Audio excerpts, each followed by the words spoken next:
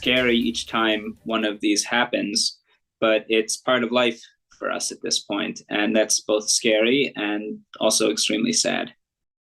Calls for change tonight from the Jewish community after a bomb threat at a local synagogue. Thank you for joining us for the news at 11. I'm Vanessa Rufus. And I'm Colin Mayfield. Thanks for joining us. The anonymous threat made today is the second the Davidson synagogue has seen since Israel's war against Hamas began. Tradisha Woodard speaks to the members of the Jewish community about the impact of these growing threats. Well, officials at Temple Kol Tikvah says this is the second time they've had to clear the building due to bomb threats, disrupting day-to-day activities, not only for the synagogue, but also here at Davidson K-8, which sits right next door.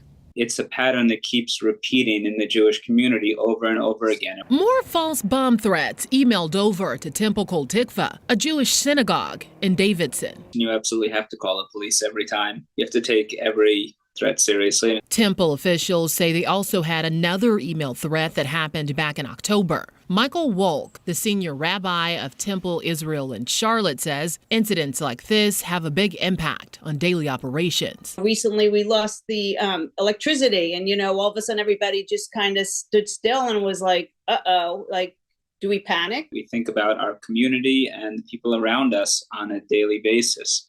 So it's scary each time one of these happens, but it's part of life for us at this point. Both the Davidson police and the fire department were dispatched in the response to Wednesday's threat. They also had to place Davidson K-8 school on a temporary lockdown as a precaution, which was lifted before noon. I just wish that everybody could get along. As a call for unity and change continues to linger, Rabbi Wolk says they're continuing to turn to traditions and belief for guidance. We draw a lot of strength from our faith. We continue to turn to traditions and belief as a source of structure and guidance in difficult times, and we are able to come through this.